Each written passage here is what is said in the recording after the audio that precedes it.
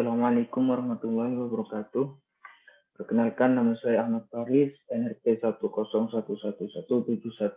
10111710000130096.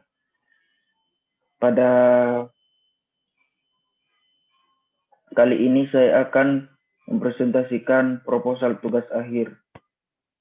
Proposal tugas akhir ini sebagai tugas dari mata kuliah tata tulis serta sebagai persyaratan untuk mengerjakan tugas akhir.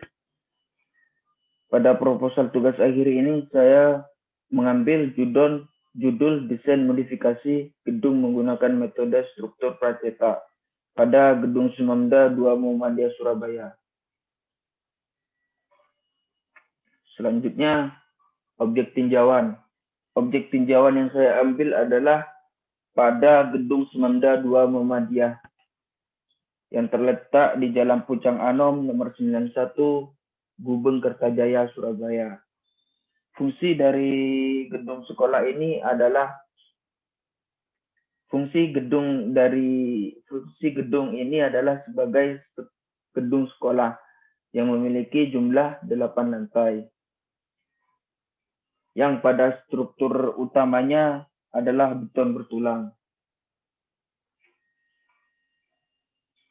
Ini adalah gambaran peta lokasi pada proyek gedung Sumamda 2 Surabaya.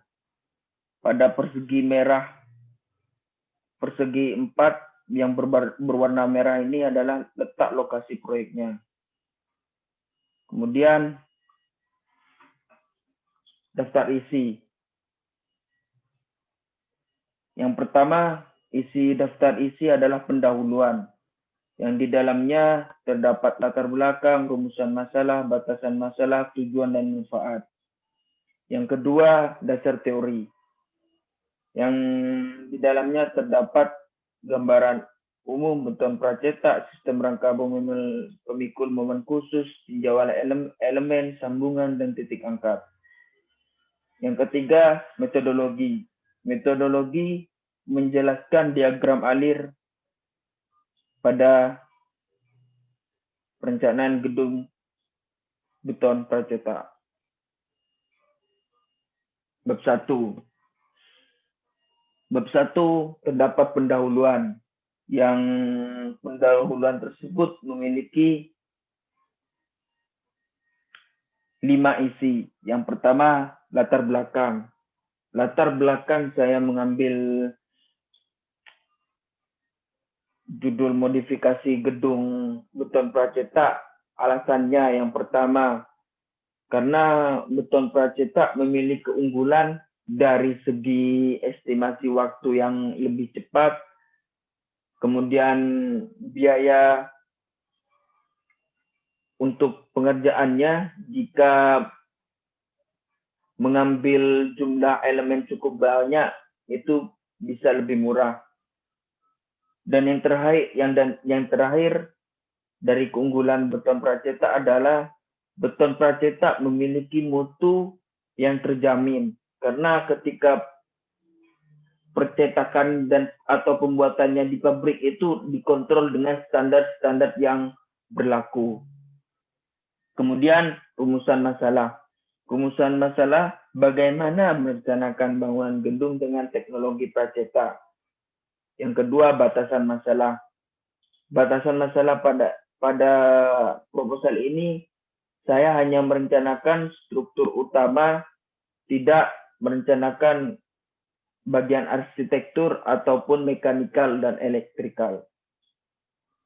Tujuannya adalah dapat merencanakan bangunan gedung dengan metode pracetak. Yang terakhir, manfaatnya adalah saya berharap memberikan kebermanfaatan bagi membaca serta mendapatkan wawasan terhadap perencanaan khususnya gedung pracetak. Kemudian memasuki bab 4, dasar teori. Pada dasar teori ini terdapat gambaran umum pracetak. Beton pracetak adalah teknologi konstruksi struktur beton yang komponen-komponen penyusunnya dicetak terlebih dahulu pada suatu tempat khusus. Jadi pembuatan atau fabrikasi beton pracetak ini dibuat di pabrik. Terkadang juga komponen-komponen tersebut disusun dan disatukan terlebih dahulu, dan baru langkah selanjutnya adalah dipasang di lokasi. Dengan demikian sistem metode pracetak ini berbeda dengan konstruksi monolit lainnya. Sistem rangka pemikul khusus. Pada sistem rangka pemikul khusus, kita harus mengetahui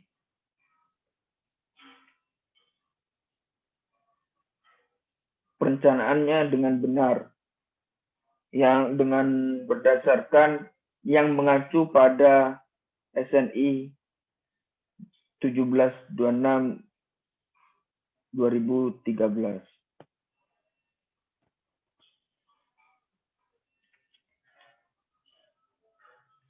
Yang harus diketahui dalam perencanaan sistem rangka pemikul khusus ini adalah kita harus meninjau spesifikasi gempa pada lokasi proyek.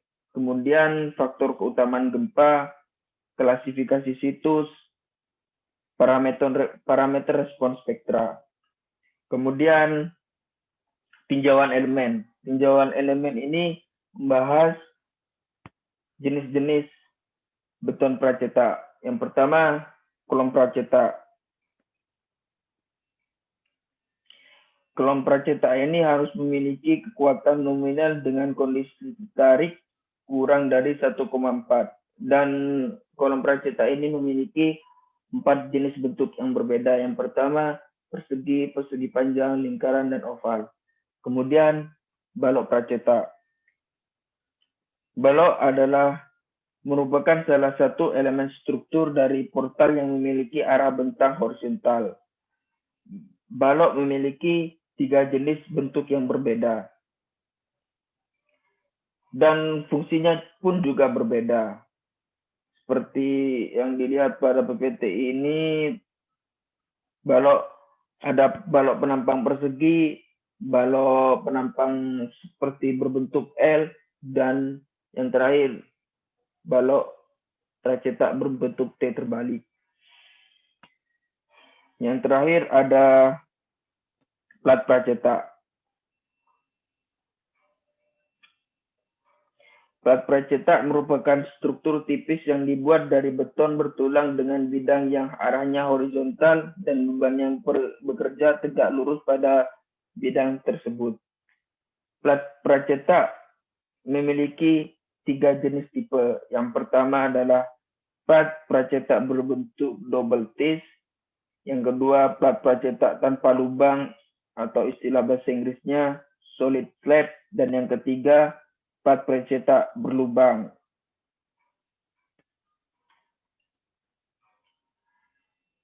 Sambungan pracetak.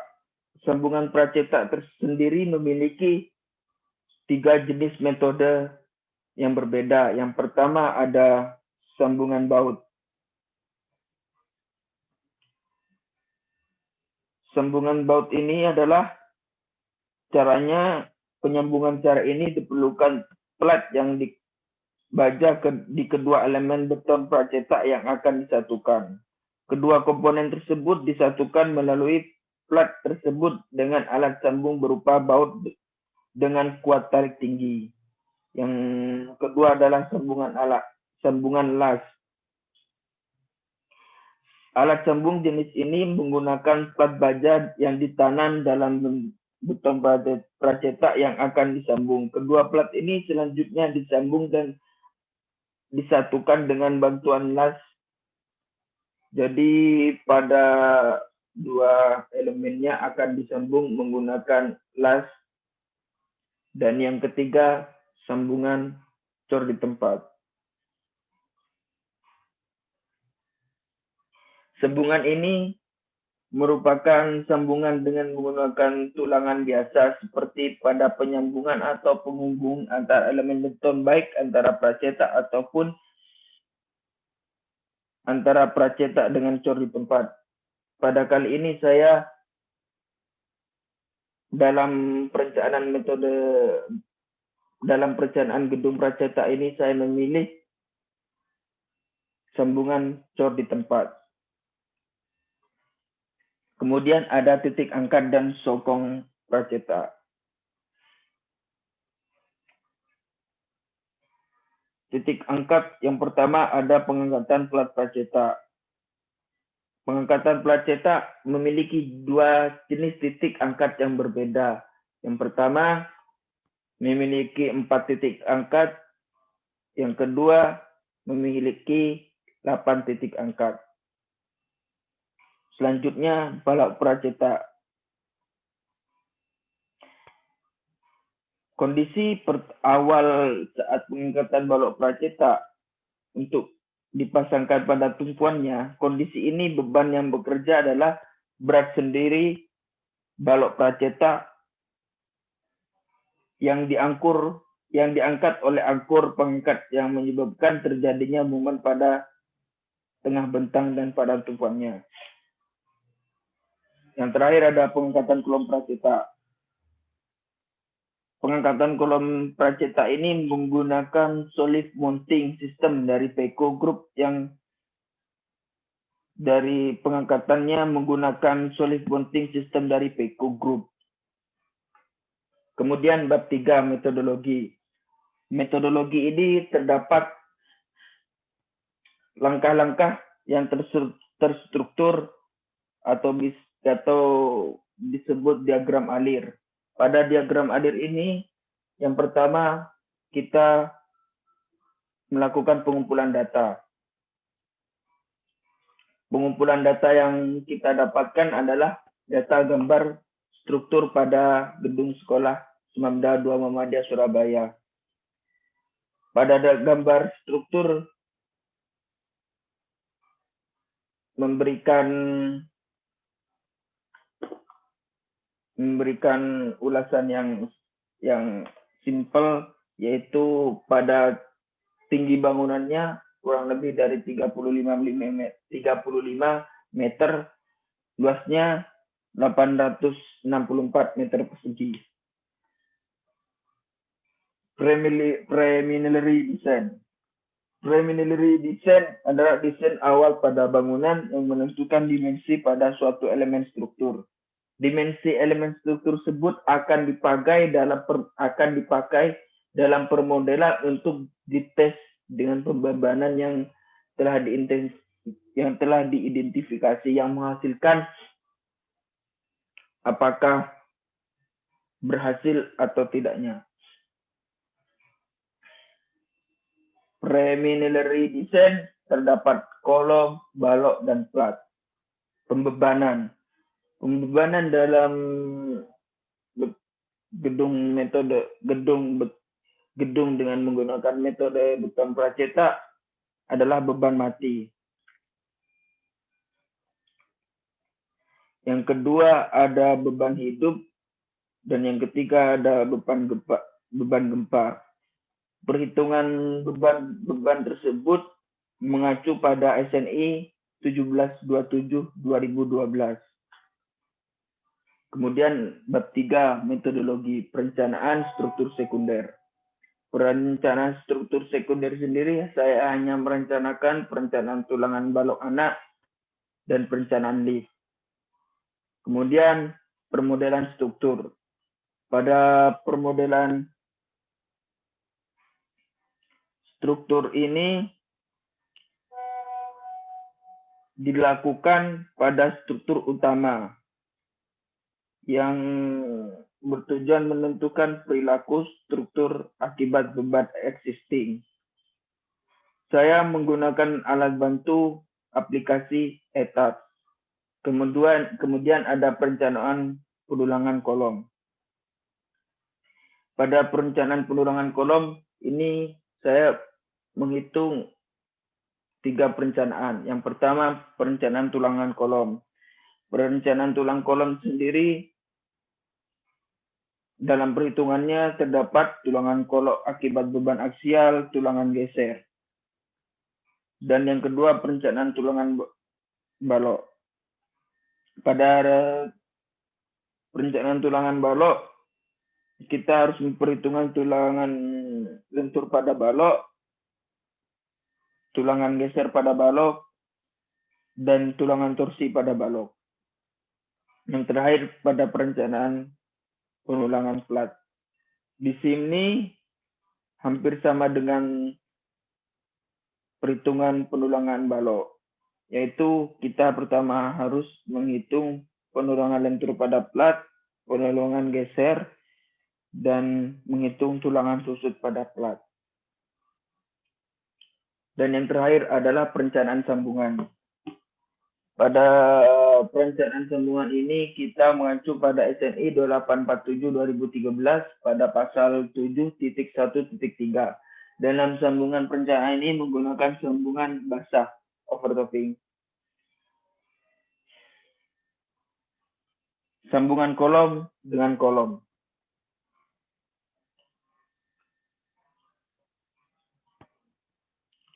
Sambungan kolom ini seperti detailnya seperti gambar pada PPT ini. Kemudian sambungan balok kolom. Sambungan pada balok kolom ini harus bersifat monolit. Dan pada perencanaan sambungan ini saya menggunakan kolom konsol pendek. Dan yang ketiga adalah sambungan kolom balok. Sambungan balok dan kolom.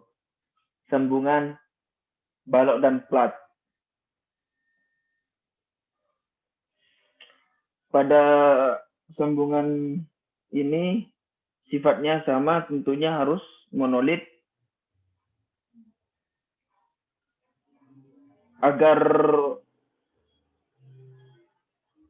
elemen itu monolit, maka penyaluran tulangannya dari plat ke balok harus terintegritas, sebagaimana yang diatur dalam SNI 2847/2013.